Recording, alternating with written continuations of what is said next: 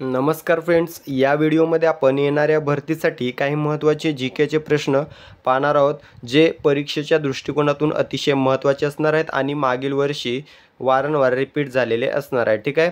तसेच जमेल ते फॅक्ट्स आपण कव्हर करणार आहोत संबंधित प्रश्नाचे. चला तर प्रश्नांना सुरुवात करूया. या ठिकाणी प्रश्न पहिला आहे बघा, ग्लुकोमा हा रोग कोणत्या अवयवास होतो?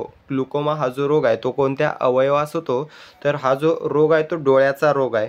पर्याय क्रमांक बी, डोळे हे आपलं उत्तर असणार आहे. ग्लुकोमा ग्लुकोमा याला मराठीमध्ये बघा काचबिंदू असं म्हटलं जातं. काचबिंदू, ठीक आहे. मोतीबिंदू, काचबिंदू हे दोन वेगवेगळे रोग आहेत. ठीक आहे. हा काचबिंदू ग्लुकोमा म्हणून ओळखला जातो. या रोगामध्ये आपल्या डोळ्यापासून आपल्या मेंदूपर्यंत जी एक नस गेलेली असते तिला ऑप्टिक नर्व असे म्हटलं जातं. तर ही डॅमेज होते आणि याच्यामुळे आपली जी काही दृष्टी असते ती कमी कमी होत जाते व शेवटी पूर्ण अंधत्व येते. अशा प्रकारचा हा रोग आहे ग्लुकोमा नावाचा. ठीक आहे. याला काचबिंदू असं म्हटलं जातं. तर हा जो रोग आहे तो डोळ्याचा रोग आहे. जर सेम प्रश्न मेंदूसाठी विचारला तर बघा, विचारलेला याआधी मेंदूचा रोग आहे अल्झायमर नावाचा वारंवार रिपीट झालेला रोग आहे अल्झायमर. ठीक आहे. त्यानंतर पार्किन्सन आणि स्ट्रोक. ठीक आहे. आपण ऐकलेलं असेल ब्रेन स्ट्रोक. ठीक आहे. त्यानंतर पार्किन्सन आणि अल्झायमर हे जे रोग आहेत ते मेंदूचे रोग आहेत. त्यानंतर कानाचा एक रोग विचारलेला आहे, खूप कमी विचारलेला आहे, पण मेनियर नावाचा रोग आहे. मेनियर. ठीक आहे. मेनियर. त्यानंतर हाडांचा तुम्हाला माहीत असेल मूडदूस हा जो आजार आहे तो मोस्ट इम्पॉर्टंट आजार आहे, जो परीक्षेत वारंवार विचारला जातो, जो विटॅमिन डीच्या कमीमुळे होतो. ठीक आहे. ग्लुकोमा हा डोळ्यांचा आजार आहे. त्यानंतरचा प्रश्न, आंतरराष्ट्रीय न्यायालयाचे मुख्यालय कोठे आहे? खूप वेळा विचारलेला हा प्रश्न आहे, मोस्ट IMP. तर याचं उत्तर असणार आहे पर्याय क्रमांक ए, हेग या शहरामध्ये आहे. ठीक आहे. हेग या ठिकाणी नेदरलँड देशामध्ये हे आंतरराष्ट्रीय न्यायालयाचं मुख्यालय आहे. आता याच्याशी संबंधित आणखी काही प्रश्न विचारले जातात, त्यापैकी स्थापना विचारली जाते. ठीक आहे. आंतरराष्ट्रीय न्यायालयाची स्थापना झालेली आहे बघा 1945 मध्ये. ठीक आहे. 1945 जून महिन्यामध्ये. मुख्यालय या ठिकाणी हेगमध्ये आहे, नेदरलँड देशात. याचं कार्य काय तर आंतरराष्ट्रीय विवाद सोडवण्याचं कार्य आहे. ठीक आहे. आंतरराष्ट्रीय जे देशादेशामध्ये विवाद असतात ते सोडवण्याचं कार्य काय करते? आंतरराष्ट्रीय न्यायालय करते. ठीक आहे. त्यानंतर आता नेदरलँडमध्ये आहे तर बघा, नेदरलँड हा जो देश आहे तो युरोप खंडामधील देश आहे. याचं चलन आहे युरो. ठीक आहे. या देशाला हॉलंड असं म्हटलं जातं. ठीक आहे. प्रश्न जर विचारला हॉलंड कोणत्या देशास म्हटलं जातं तर नेदरलँड याच देशाला हॉलंड असं देखील म्हटलं जातं. याची राजधानी आहे एम्स्टरडम. ठीक आहे. एम्स्टरडम. ठीक आहे.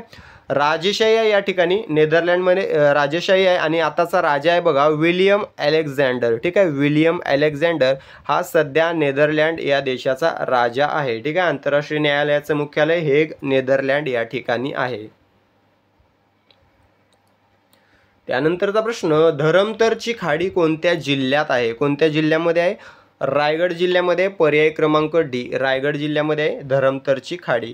खाडी म्हणजे काय मित्रांनो? तर नदीचा तो भाग. ठीक आहे. नदीचा असा भाग जो समुद्राला भरती आल्यावर समुद्राच्या पाण्याने व्यापतो. ठीक आहे.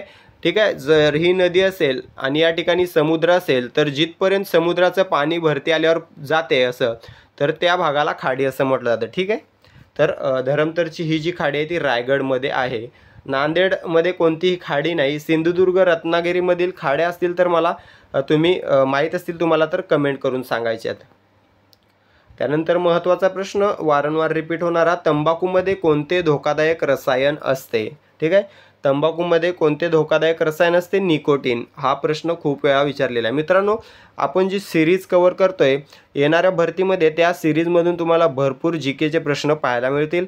पोलीस भरतीमध्ये मोस्टली जे प्रश्न असतात ते मागील प्रश्नपत्रिकामधूनच असतात घेतलेले. ठीक आहे. 4 ते 5 प्रश्न नवीन येऊ शकतात. बाकी 20-25 जे काही प्रश्न असतात ते रिपीट होत असतात दरवर्षी तेच. ठीक आहे. तंबाखूमध्ये कोणते रसायन असते? निकोटीन. तंबाखूमध्ये मित्रांनो या व्यतिरिक्त, निकोटीन व्यतिरिक्त टार नावाचं रसायन असते. कार्बन मोनॉक्साईड, बेन्झिन, आर्सेनिक व शिसे यांसारखे अनेक विषारी पदार्थ असतात. ठीक आहे. निकोटीन व्यतिरिक्त हे पर्याय जर असतील टार, कार्बन मोनॉक्साईड, बेन्झिन, आर्सेनिक व शिसे तर उत्तर त्यापैकी निवडायचं आपल्याला. ठीक आहे. आता या ठिकाणी तंबाखू विरोधी दिन विचारला जातो. जागतिक तंबाखू विरोधी दिन गेल्या वर्षी बऱ्याच जिल्ह्यांमध्ये विचारलेला. तर 31 मे हा जो दिवस आहे 31 मे हा दिवस जगामध्ये जागतिक तंबाखू विरोधी दिन म्हणून साजरा केला जातो. ठीक आहे. हा देखील प्रश्न महत्त्वाचा आहे. त्यानंतर प्रश्न आहे वस्तू व सेवा कराशी किंवा GSTशी संबंधित घटना दुरुस्ती कोणती आहे? कोणती आहे?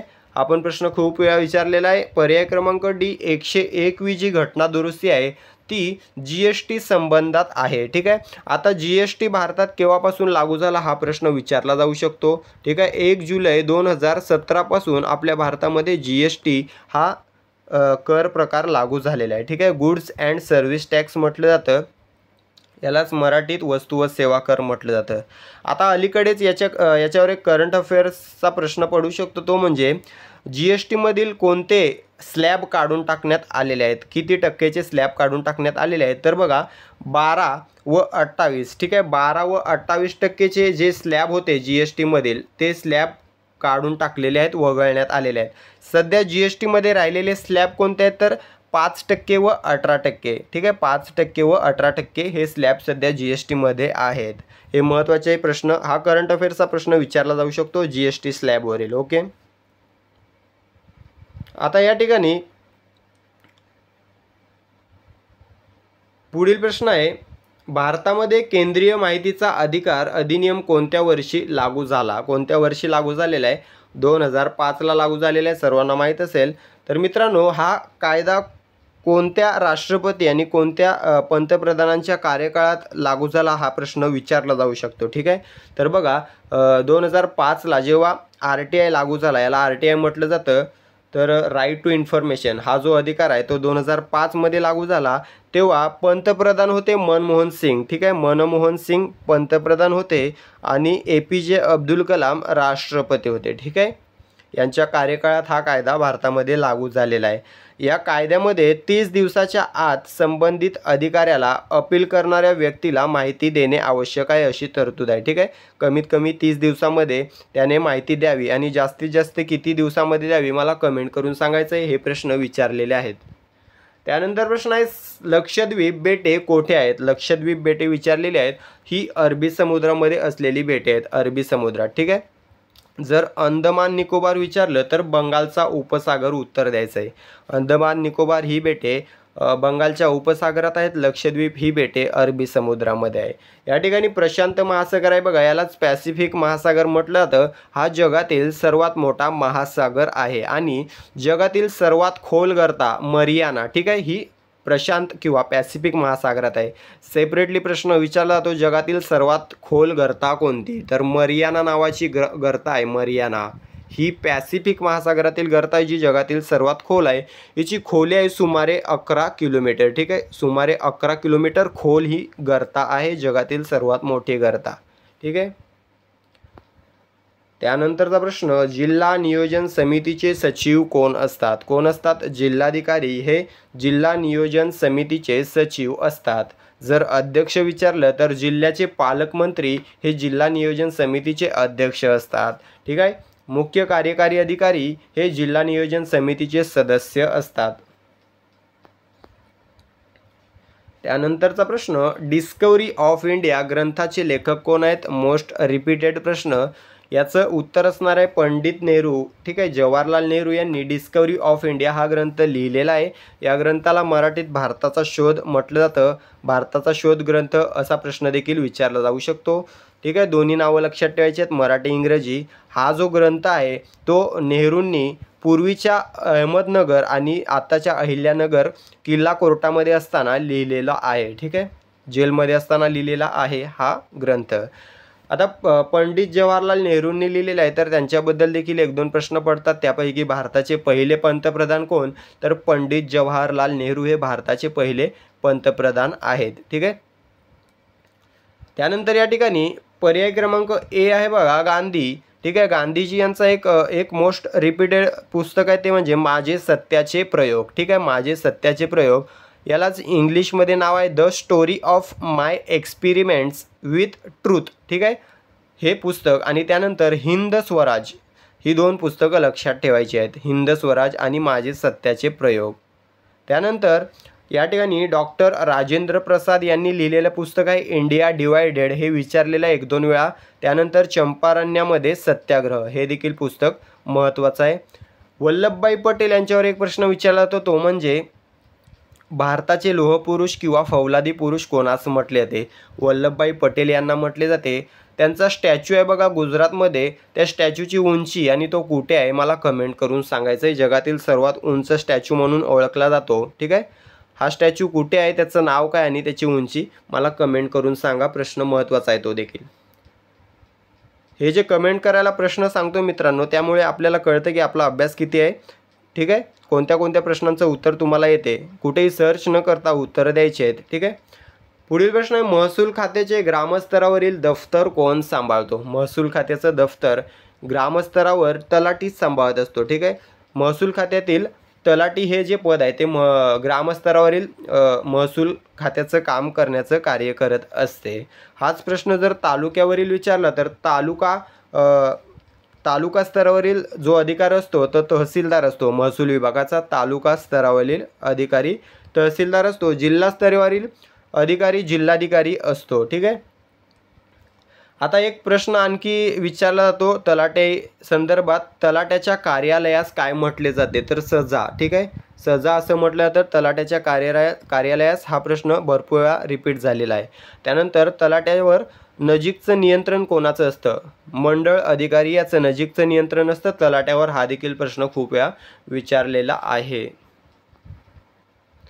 त्यानंतरचा प्रश्न, खालीलपैकी कोणते बेट लातूर जिल्ह्यामध्ये आढळून येते? तर हत्ती बेट पर्याय क्रमांक ए हे जे आहे ते लातूर जिल्ह्यामध्ये आढळून येते. त्यानंतरचा प्रश्न, छत्रपती शिवाजी महाराजांचा जन्म कोठे झाला? कोठे झालेला आहे? सर्वांना माहीत असेल, शिवनेरी किल्ल्यावर झालेला आहे. शिवनेरी किल्ला जुन्नर तालुक्यामध्ये पुणे जिल्ह्यामध्ये आहे. ठीक आहे, या किल्ल्यावर छत्रपती शिवाजी महाराजांचा जन्म झालेला आहे. कधी? तर 19 फेब्रुवारी 1630 मध्ये. ठीक आहे, 19 फेब्रुवारी 1630 या दिवशी शिवनेरी किल्ल्यावर महाराजांचा जन्म झालेला आहे. जर निधन विचारलं तर 3 एप्रिल 1680. ठीक आहे, 3 एप्रिल 1680 मध्ये आपल्या महाराजांचं निधन झालेलं आहे. कुठे?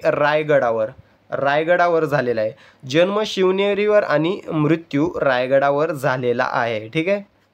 तर या ठिकाणी राजगड आहे बघा, तर स्वराज्याची पहिली राजधानी कोणती असा प्रश्न विचारला जातो. राजगड उत्तर द्यायचं आहे. स्वराज्याची पहिली राजधानी पुणे जिल्ह्यामध्येच आहे. ठीक आहे.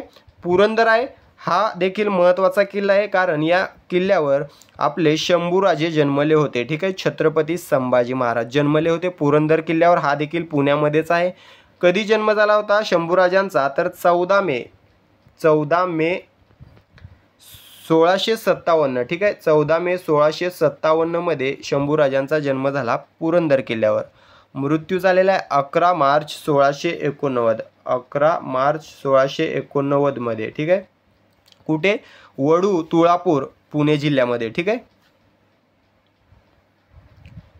त्यानंतरचा प्रश्न, मराठवाड्यातील कोणत्या शहराला दक्षिणेतील काशी म्हणून ओळखले जाते?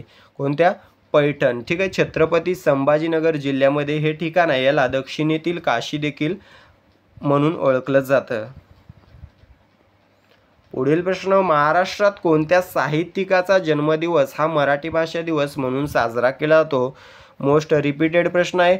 उत्तर असणार आहे पर्याय क्रमांक सी, कुसुमाग्रज. पूर्ण नाव विष्णू वामन शिरवाडकर. आता या ठिकाणी तुम्हाला एक नवीन प्रश्न तयार करून देतो बघा. विष्णू वामन शिरवाडकर यांचं मूळ नाव विचारलं जाऊ शकतं. ठीक आहे, त्यांचं नाव विष्णू वामन शिरवाडकर हेच आपण पाहिलेलं आहे, पण त्यांचं मूळ नाव वेगळं होतं. ठीक आहे, काय होतं तर गजानन रंगनाथ शिरवाडकर. ठीक आहे, गजानन रंगनाथ शिरवाडकर असं त्यांचं नाव होतं. परंतु त्यांच्या काकांनी त्यांना दत्तक घेतलं होतं आणि त्यांनी त्यांचं नामकरण केलं होतं विष्णू वामन शिरवाडकर. त्यांचं नाव ठेवण्यात आलं गजाननवरून विष्णू आणि वडिलांच्या जागी त्यांच्या काकांचं नाव लागलं वामन शिरवाडकर, ठीक आहे, म्हणून त्यांना विष्णू वामन शिरवाडकर अशी ओळख मिळाली. आता यांचं एक नाटक खूप वेळा परीक्षेत विचारलं जातं, ते म्हणजे नटसम्राट नावाचं, ठीक आहे. यांचा जन्म झाला होता 27 फेब्रुवारी, ठीक आहे, 27 फेब्रुवारी 1912 मध्ये, 27 फेब्रुवारी 1912 पुणे या ठिकाणी झाला होता. म्हणून हा जो दिवस आहे 27 फेब्रुवारी, हा जो दिवस आहे तो मराठी भाषा दिन म्हणून साजरा केला जातो. आता या ठिकाणी गोविंदाग्रज यांच्यावर प्रश्न विचारला जातो, तो म्हणजे यांचं पूर्ण नाव, तर राम गणेश गडकरी, ठीक आहे, राम गणेश गडकरी असं गोविंदाग्रज यांचं नाव आहे. किंवा राम गणेश गडकरी यांना कोणत्या नावाने ओळखलं जातं, गोविंदाग्रज असा देखील प्रश्न विचारला. तो वि स खांडेकर म्हणजेच विष्णू सखाराम खांडेकर.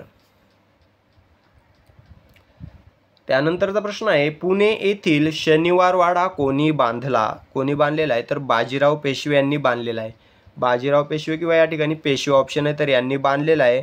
ज्या दिवशी या वास्तू शांत झाली तो दिवस शनिवार असल्यामुळे याला शनिवार वाडा असं नाव पडलेलं आहे, ठीक आहे.